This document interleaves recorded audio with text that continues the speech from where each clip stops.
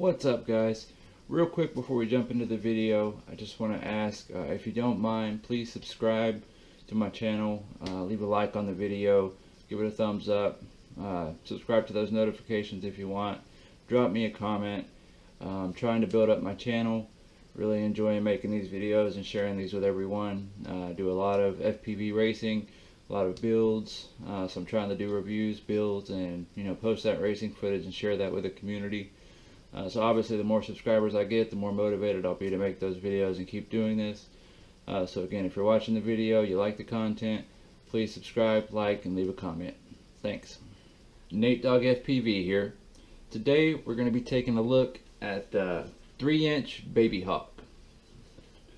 So I already have the 2-inch Babyhawk, which has been upgraded with the 2.5-inch arms. We're running the HQ 2.5-inch props on there, and I absolutely love this thing. I've been racing it all the time. I've been using this one in micro races, spec races, been using it in 5-inch races, open class races, and just been doing great with it. I absolutely love the Babyhawk. I'm getting faster times with the Babyhawk than I am with my 5-inch quads.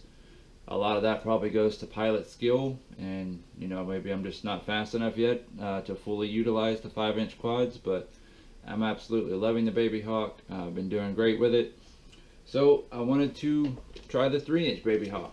I'm hoping it'll have a little bit more speed. Should be able to handle 4S with no problem. I have been running 4S, or I did a couple of times on the 2-inch Babyhawk with a 2.5-inch upgrade. And of course this one has the 6,000 kV motors, but running this one on 4S, it just seems like the motors are getting too hot, hotter than I want them to get, and I really don't want to take a chance on hurting the motors or hurting this Babyhawk by running it on 4S. And really these motors are rated up to 3S, not 4S. So I went ahead and picked up the 3-inch Babyhawk. Supposedly it is rated for 4S. This one actually has the, I believe it's the 4,000 kV or 4,500 kV motors. So hopefully this one will be able to handle the 4S without the motors getting hot. So we're going to tear the box open, take a look at what comes in the box, look at any modifications we may need to do. We'll get this thing set up and go flying. Alright, let's check it out. Alright guys, so let's get this box opened up and see what this one looks like. So again, we've got our 2-inch Babyhawk over here with our 2.5-inch upgrade. Went ahead and picked up some of the HQ 3-inch props for the 3-inch Babyhawk. So we've got those here. Picked those up from Powerflip RC. Also got the Avan, or an extra bag of the Avan 3-inch props, and I believe these are what comes with this 3-inch Babyhawk. So we'll see once we get the package open there. But I went ahead and picked up some extras of those as well. So let's get this thing sliced open.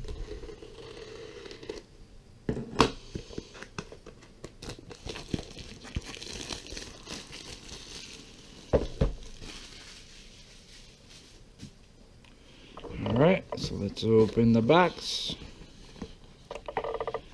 Let's see, so props. Looks like we've got a couple sets of props. If we can get them out of the foam. So yep, it does look like those are the Avan 3-inch props. So again, we've already got an extra bag of those. But cool, plenty of props. So they include the Avan 3-inch prop with the 3-inch Babyhawk. Looks like we've got another set of those in here, so include 2 sets with it. Set those over to the side. We've got the same little accessory bag that came with the 2-inch Babyhawk. So it's got a JST connector you can put on if you want. You got your controller for the camera, extra screws and stuff like that. Same little extra bag of screws. So those will be for your props. Some extra screws for the camera and for the body. So that's great. And let's see if we can get the Babyhawk out. And boom, there it is, the 3-inch Babyhawk.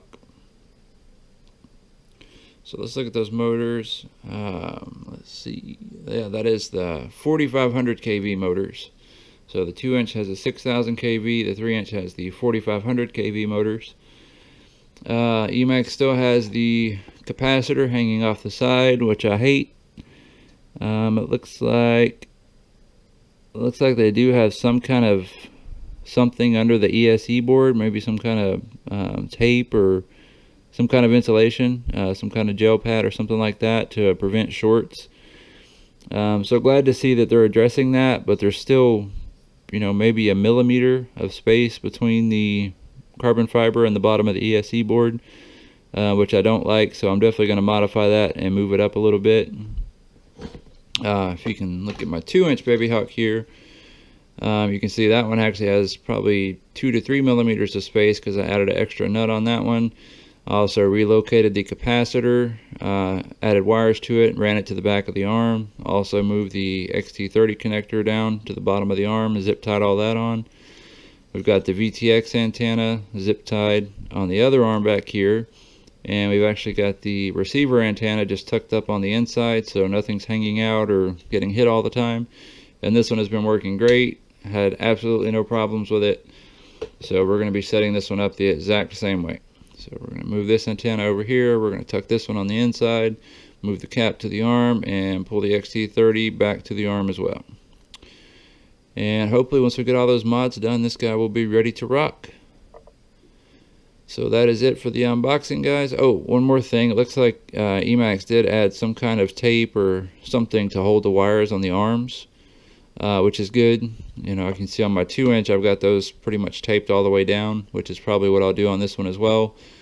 But the 2-inch actually came with just the wires just hanging off, and they weren't attached to the arms at all, which really isn't a good way to fly. If you snag a branch or something like that, you could easily rip one of the wires out of the motors or something. So glad to see that Emax is at least doing something and kind of putting something on there to attach it. But obviously there's still a lot of exposed wire right here and on the other side, so I'm going to definitely tape all that up so there's none of the wires being exposed. But yeah, guys, we'll start working on modifications and we'll get this thing flying. Alright guys, let's work on these modifications. So the first thing we're going to do is take off this some kind of tape Emax put on here to hold these wires down. No offense against their tape, but I prefer to use electrical tape, so we're just going to take this off and we're going to replace that with some electrical tape.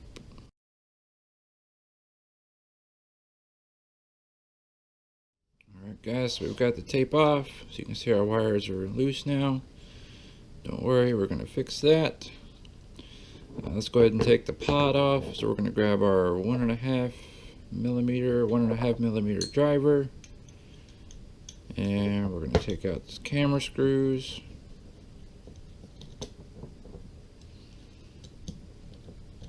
I'm going to just take those all the way out, set them to the side. Take out the other one.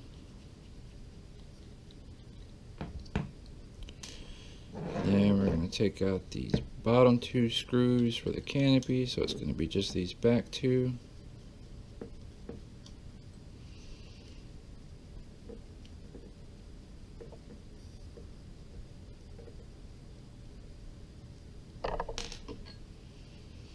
It does look like this. These arms are one piece, so the back arms are one piece and the front arms are one piece. Which I like that actually.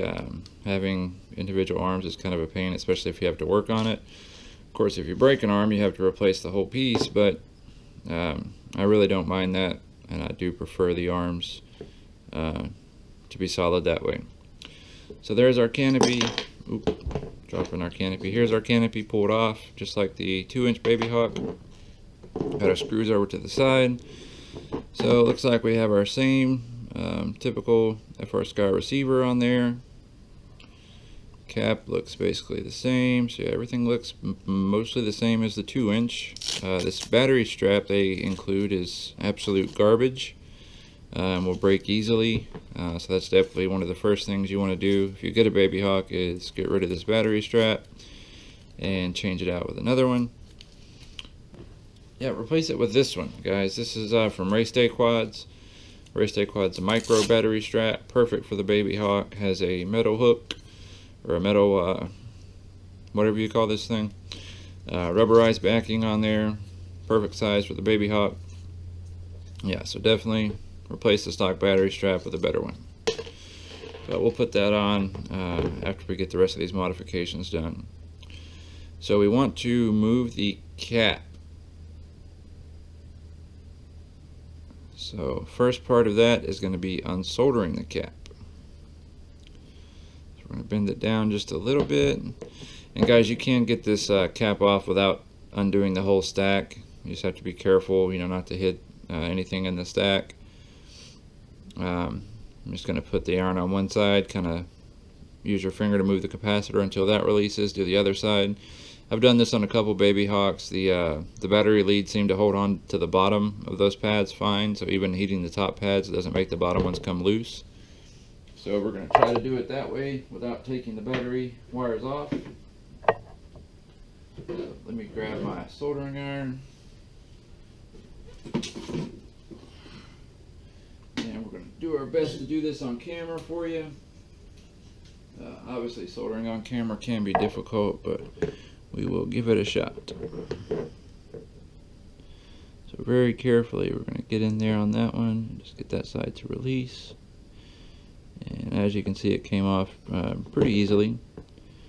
Do the same thing on the other side. Just kind of give that capacitor a tug, and there you go, it comes right off. I'm going to run my iron along those real quick just to clean off any residue.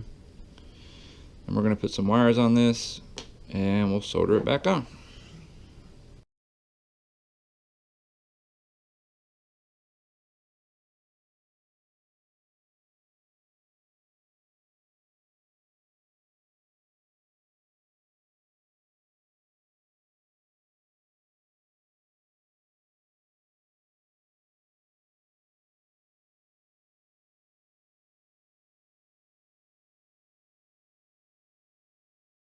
So our next step is going to be heat shrinking the wires.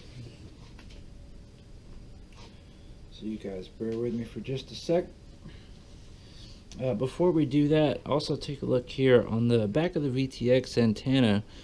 They leave this little part, this little exposed part sticking off for some reason. I'm not sure why they leave that out, but to me it just kind of leaves a brittle part. So I'm also going to heat shrink, just put another piece of heat shrink over this whole thing and cover up that back part.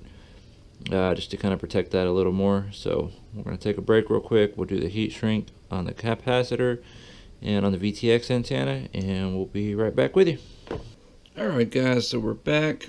We've got the heat shrink added to our capacitor. We've also added the heat shrink, extra heat shrink on the VTX antenna here, just for a little added protection.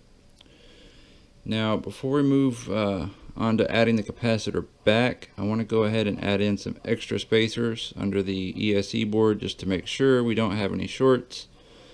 And again, I did this on my other Babyhawk and it worked beautifully. I haven't had any trouble. So we're going to do the same thing on this one.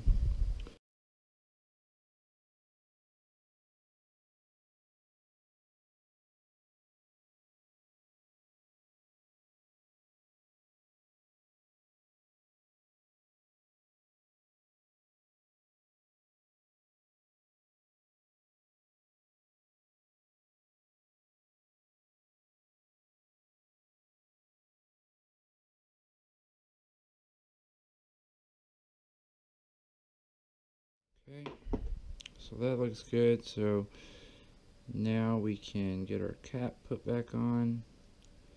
Before I do the cap, I'm also going to go ahead and tape these wires down with some electrical tape.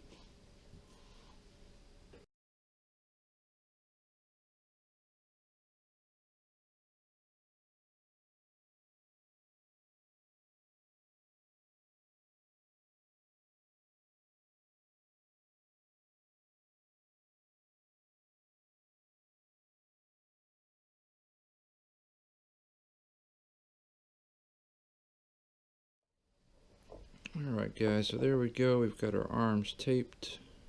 Our back arms have shifted a little bit. I'm going to straighten those up. Looks pretty good. So back arms are taped now. We've got our heat shrink on our VTX wire. We've got our heat shrink on our cap. So we're going to move on to getting that cap soldered back on. So the first step we're going to do here is run these wires through the stack. So we're going to come in on this bottom edge and run the wires over that direction like that. And again, our cap we said is going to be on our arm right about there. So we're going to hold that there. We're going to kind of measure our wires and see where we need to be. And again, you want to give yourself a little bit of slack when doing this. So we're going to clip them a little bit extra. So it's going to be right about there. So I'm going to cut them up here. And then we'll just be able to push the excess wire up under the stack.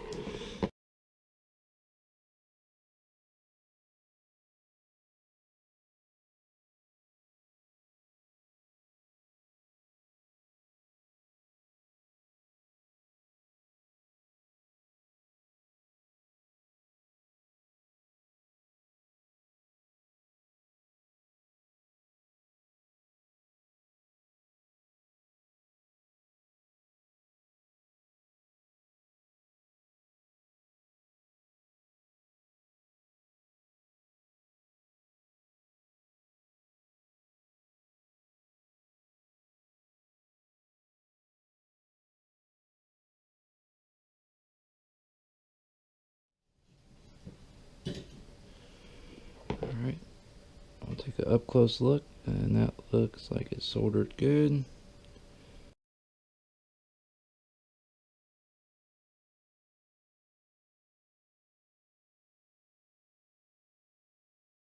Alright guys, so before we get this thing put back together, we're going to go ahead and get it bound while we have the canopy off. So we're going to turn on our Tyrannus.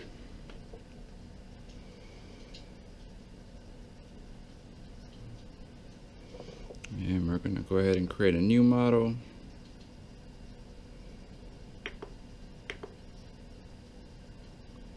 It's going to be a multi. Page through all this stuff. Long press enter. And we're going to name this one Babyhawk, since we already have a Babyhawk for the 2-inch. Alright guys, so we've got our model created. We're going to jump down to our mode. We're going to set that to D8. And that's for the receiver that comes stock with the Babyhawk if you get the bind and fly version. We're going to go ahead and go to that bind button, give that a push. Now on our Babyhawk, we've got the bind button right on top of the receiver. Right here, so we're going to give that a push. Plug in the battery for just a moment.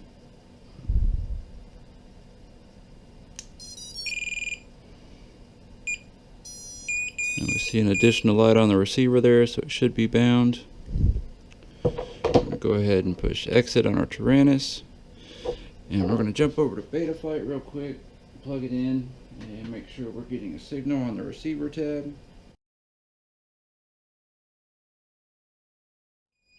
Alright, I'm seeing input in Betaflight, so we're verified that our receiver is bound.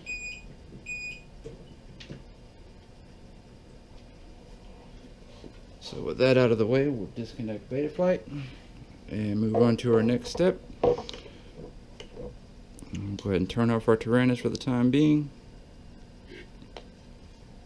Alright, now another thing I want to do before putting this thing back together, I'm actually going to switch out the stock Foxeer camera for a red version. And this is actually one of the latest models of the Aero Micro, the Pro version. Again, I just have this one. I plan on using red props on this one, so I figure we can put the red camera in and make it match. The camera comes out really easy once you have these front screws out. It literally just pulls up. Just be careful when you're disconnecting the plug, because I've heard of a few people having issues with the wires coming off of the flight controller there. So be careful when plugging this thing. Got that out, and of course that's a good camera, so we can certainly use that in another build. I'm going to go ahead and give this OSD wire twist also. Just kind of helps keep it out of the way, keeps it from getting caught on things. And we'll go ahead and plug in our new camera. And obviously we will more than likely have to do some OSD configuration on this camera a little bit later. So we want to leave that OSD wire somewhere where we can get to it without too much trouble. So generally what I do, I'm just going to tuck it down here to the side, and then we should be able to pull it out later when we need to get to it. So that looks good. New camera sitting in there just fine. OSD wires out of the way. Our receiver wires look good on the top. We're going to flatten out the receiver just a bit, make sure it's sitting flush up there.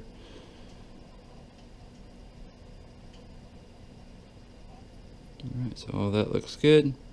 So we should be ready to start putting the canopy back on and get this thing buttoned up. So again, we want to route our capacitor over here. We want to route our receiver wire just kind of up under the stack. So we're just going to push that under there.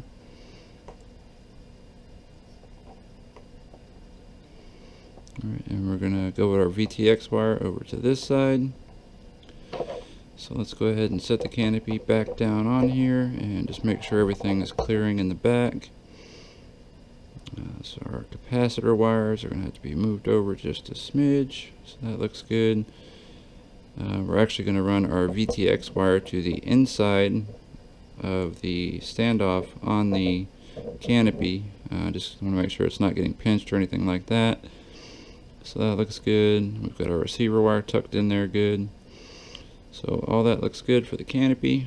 So we're going to go ahead and grab our big screws and work on putting those back on.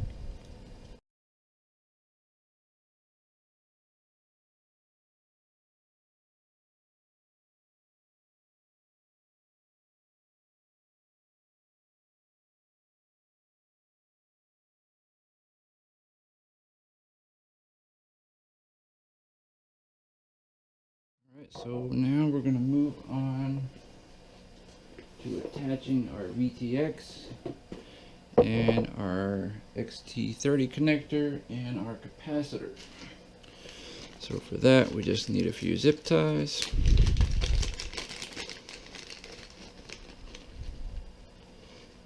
Let's get out a few here. So what I like to do with the VTX antenna, we're just going to set that on top of the arm. So we'll get our zip tie ready.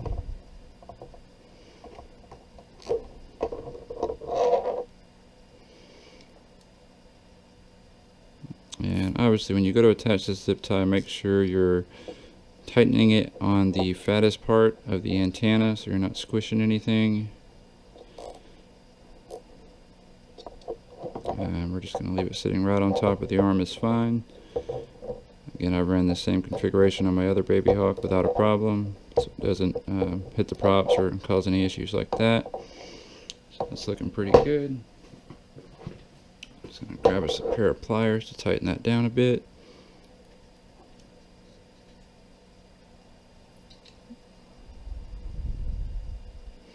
Just make sure we've got it where we want it. It's good and tight, so definitely not going anywhere. We'll go ahead and snip that off.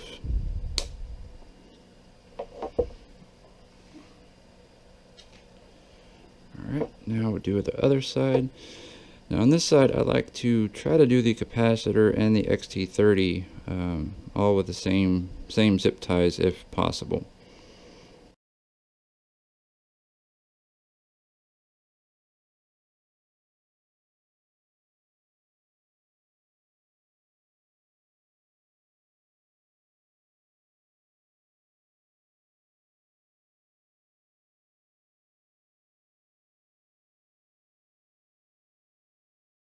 That looks good. So again, we've moved our capacitor to the back arm. We've added some wires to it. We've resoldered that. We've bent our XT30 back. We've attached it to the arm as well, just to keep that secure. Don't want it pulling off the pads. We've moved our VTX antenna to the other back arm. And again, that's just to keep that out of the way, keep it secure. Again, I have my other Babyhawk set up this way, have had absolutely no issues with video or anything like that, so it shouldn't be a problem. The dipole antenna has also worked great for me, so I've seen a lot of people converting these to an axis antenna, but I really, in my opinion, it's not necessary, or at least for the type of flying I do, it's not necessary. We've added tape to our arms to just make sure our motor wires aren't moving around. We've added the spacers under the ESC board to make sure we've got plenty of clearance and we're not going to short out. We've added in the red camera just for cosmetics. We've got our canopy back on. Everything's looking good. So last step here, we will go ahead and put on our battery strap. Again, this should be easy to pull through. Again, the Race Day quad straps work really well on these. Another thing we'll do here, we're also going to change out this this padding that Emax puts on the bottom here. I actually prefer to use dual lock myself, so that just pulls off. We'll get this residue off and put on some dual lock.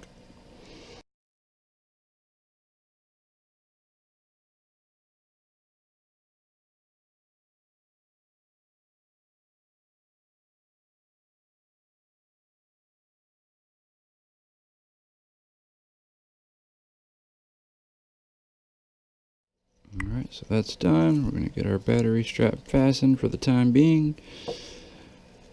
So that is basically it for the setup. We're going to go ahead and move on to the Betaflight setup at this point. Emax pretty much has it ready to go out of the box for the most part, so we shouldn't have to do much. We'll check the OSD configuration, get that the way we want. I also prefer to do my motor direction reverse, so we're going to fix that. We'll go ahead and set an ESC tone to the Star Wars theme as well. I've had a lot of people ask me how I did that or how I set that up, so we'll demonstrate that in the video as well in Betaflight. So we'll go ahead and jump to that setup. Here we go. Alright guys, so we're going to get that Betaflight setup finished. So we're going to go ahead and plug in our quad.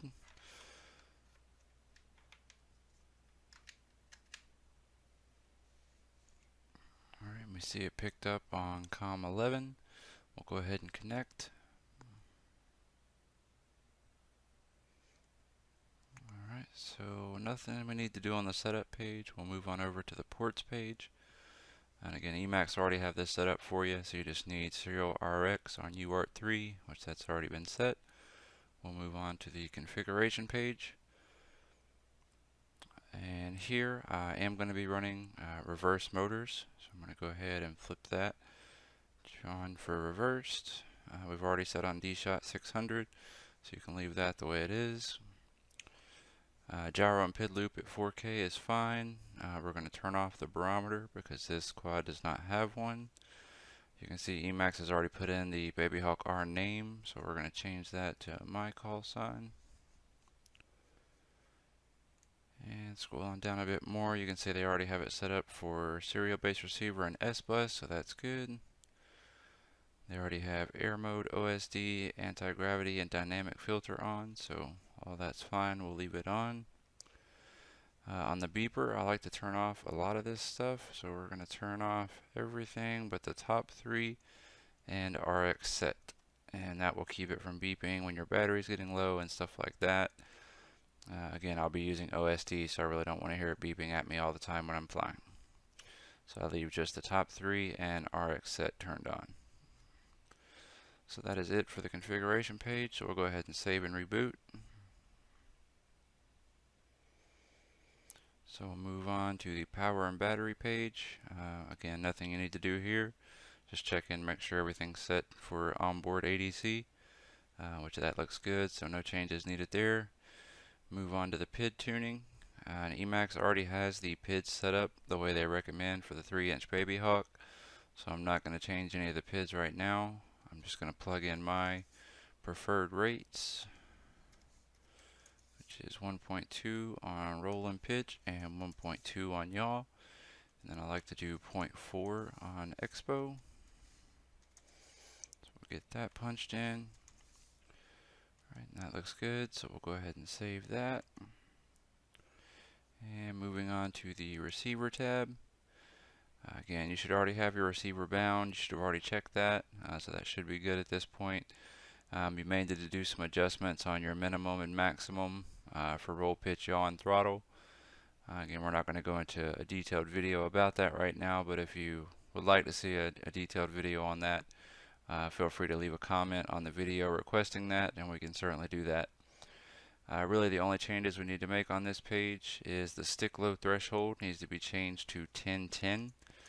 Emacs set that to 1000 by default, and I've seen a ton of people having issues where when they get everything bound up, the quad won't arm. And the reason for that, if your minimum throttle is at 1000 and your stick low threshold is also at 1000, it's not going to arm. So basically we're just moving up that stick low threshold to 1010. So when our throttle is sitting at 1000, which is the normal place for it to be on the low side, then it will be able to arm for us because the stick low threshold is actually 1010. They've already turned on RC deadband and yaw deadband to 2, that's fine. It's good to have a little bit of deadband, so we'll leave that the way it is. So that should be it for this page, so we'll go ahead and save. And we'll move on to the modes tab. So they have some pre-configured modes, ARM on aux1, which is also, I use aux1, but I prefer mine in the middle range, so we're going to move that over. aux2 they have set up on angle, which also I use aux2 for my modes, but I put angle on the first position and horizon on the second position, and we'll have acro on the third position. Again, because they already have air mode and anti-gravity turned on in the configuration tab, you won't actually see those options in the mode section, so we don't have to worry about those. Basically they will be on all the time because they're on in the configuration tab. We also want to add the beeper, so we're going to put that on auxiliary 3, and we'll leave that in the middle. And we're going to add flip over after crash, so we can use turtle mode. We're going to put that on the high side of auxiliary 4. So we'll just verify everything. aux4 for turtle mode, aux3 for beeper, aux2 for angle and horizon and modes, and aux1 for arm. So all that looks good. Go ahead and press save. And we'll move on to the OSD page. Notice I skipped over the motors page. Nothing you really need to do there. Emacs should have the motor direction set correctly by default. You can certainly check your motor direction if you want on the motors page, but again, should not be necessary. So on the OSD page, it looks like they already have most of this, or most of the good stuff turned on. So we're going to leave RSSI and main battery. We're going to turn off crosshair. Looks like timer 2 and craft name I do want. Looks like they have everything else on that side turned off, which is good.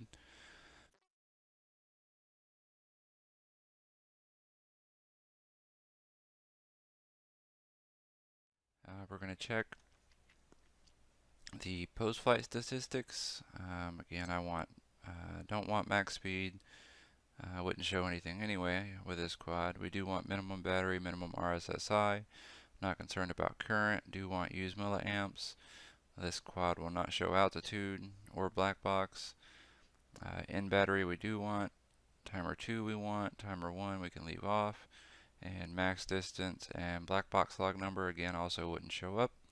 So we're going to leave those off. And again, looks like all that's pretty much set the way it needs to be by default by Emacs. So this page looks good. We'll go ahead and save.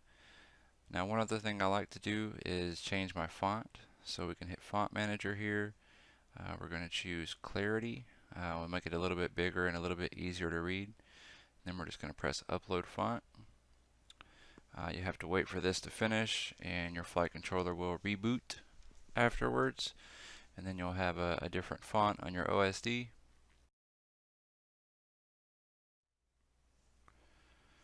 Alright, so we made it through the OSD page. We're not going to need to do anything for black box.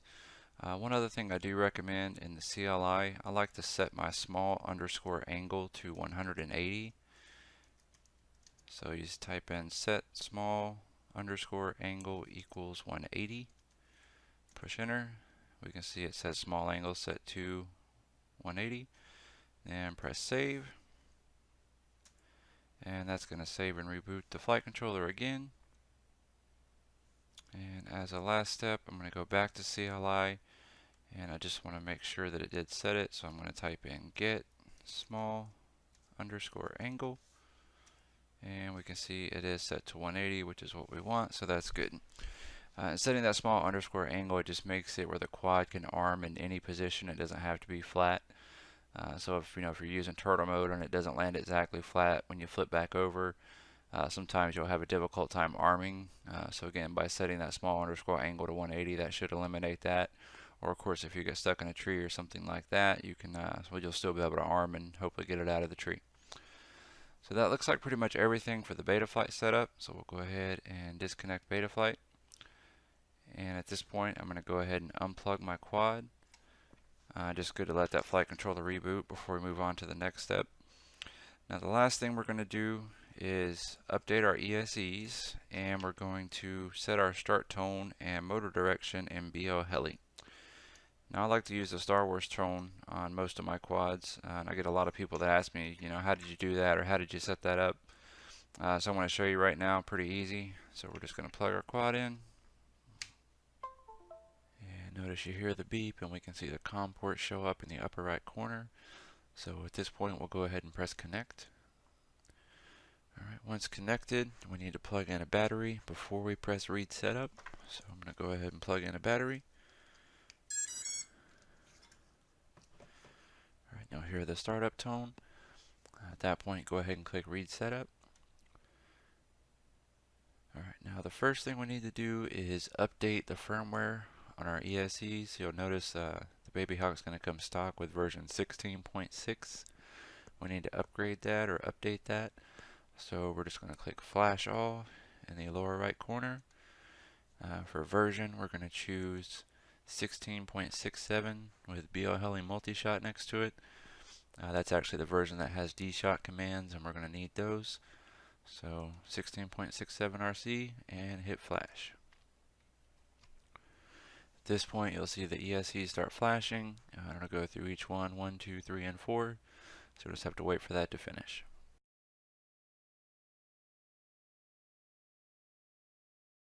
So in the upper left corner, we can see ESC 4 flashing finished. So that tells us all the ESCs have been flashed. Notice we now see 16.66, 16.67 D-shot command next to each one. So that's telling us they've been flashed. Now again, on my Babyhawk, I'm going to be running reverse motor direction. So I'm going to need to update the motor direction right here on each ESC to reversed. So I'm going to go ahead and set that now.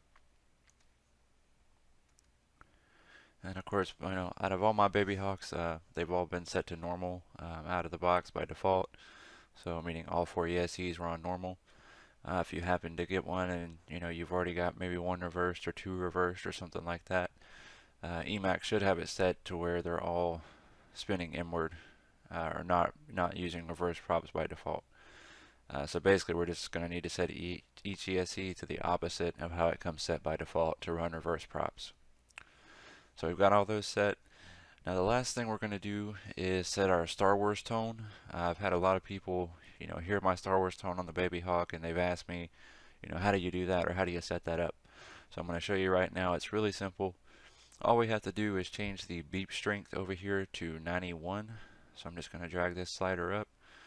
And it can be kind of difficult to get it to stop on 91 sometimes. If you have a problem with that, just click on the circle and hold down the mouse. And then you can use your arrow keys to actually go up and down. So I'm going to do that now just to show you. So I'm just using the arrow keys to move up and down by 1 now. And there's actually several different start tones. I believe 91 through 96 will, each one of those will give you a different tone. Again, I like the Star Wars one, which is 91, so we're going to leave it there. So again, we've got all our ESCs set to reverse now. We've set our beep strength to 91. So we're going to go ahead and hit right setup in the lower right corner. And in the upper left, we can see reading setup finished, so that tells us it's done. And that's all you have to do in BLHeli, guys. So we're going to go ahead and hit disconnect. And your flight controller will reboot. And notice you can hear the Star Wars tone now. So we've got that set up. And that's all there is for the BLHeli setup. Alright guys, so you've seen it. We've done the unboxing, we've done our modifications, we've done the Betaflight setup, and we've done the BLHeli setup. So at this point, here's what we have. The 3-inch Babyhawk. Notice I've added the HQ 3-inch props on there. I've also added the shark fin. A local member of our club actually 3D prints these shark fins with a couple of zip tie holes in them. So I just zip tie that to the top of the canopy here. Very sturdy, and that really helps out with turtle mode, especially if you're in, you know, some higher grass. By having that shark fin, when you land upside down, it will kind of hold it in a position where you can get turtle mode to work, and it just looks awesome with the shark fin. But yeah, I love the way this one turned out. It looks really good. One thing to be aware of, when I was going to set the VTX channel, I could not get it in high mode. So then you know the power, you have L and H for low and high. So L is 25 milliwatts, H is 200 milliwatts, and I couldn't get it to go into H. Wasn't sure why. So actually, after looking up one of Emax's videos on YouTube about the 3-inch Babyhawk, they've actually modified the VTX where it comes in a locked format, I guess. So basically, you can't actually run it on 200 milliwatts unless you have a ham license. So to actually switch it to 200 milliwatts, you have to hold down the button on the VTX while you power the quad, and then you'll see a U pop up for just a second, meaning it's in unlocked mode on the VTX, and then you can set it to high mode and set your channels the way you want to. Of course, in locked mode you can still change your channels and everything, but you can't change the power to 200 milliwatts. So I have put mine in unlocked mode, and again set the power to 200 milliwatts, but it did take me a minute to figure that out. So we're going to cut to the flight footage. So the first thing we're going to do is fly our 2.5-inch Babyhawk on 3S. And again, that's actually the 2-inch with a 2.5-inch arm upgrade. Also running the HQ 2.5-inch props on this one. So we're going to take a look at a flight of this one on 3S. And then we're going to move to a flight of the 3-inch Babyhawk on 3S. And then we're going to lastly look at a flight of the 3-inch Babyhawk on 4S. Then afterwards we'll kind of talk about what we liked and our initial thoughts on everything. And yeah, let's cut to it. Flight footage in 3, 2, 1.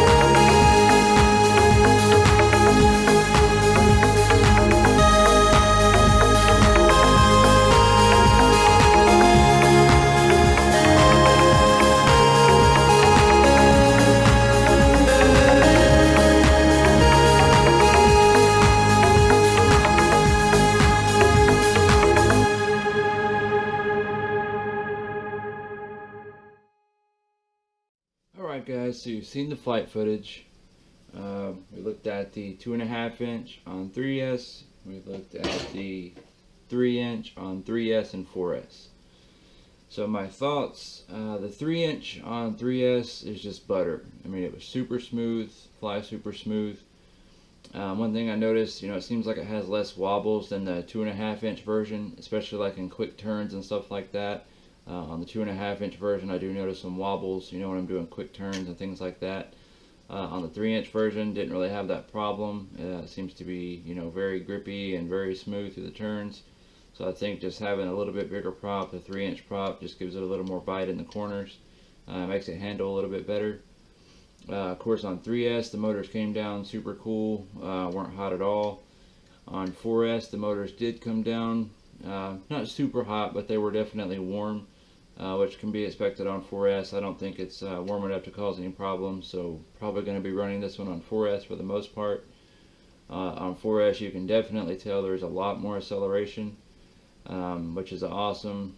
Top speed doesn't seem to be too much different, so really, once you get it cruising, versus 3S and 4S, it really feels about the same. But on 4S, you've definitely got a lot more acceleration. So again, that can be super useful for racing, which is mostly what I'll be doing with this thing. But yeah, so far I'm loving it. Love the way it looks, love the way it turned out. Looking forward to doing some races with this one and seeing how we do. Again, I've done a lot of races with a 2.5 inch version. I've been doing great with it. Because there's been a few times when I haven't quite been able to keep up with some of the 5 inch quads. So I'm hoping this 3 inch version on 4S will be able to do that and hopefully keep up with the 5 inch guys. So thanks for watching. Please subscribe, like, leave a comment, and we'll see you on the next one.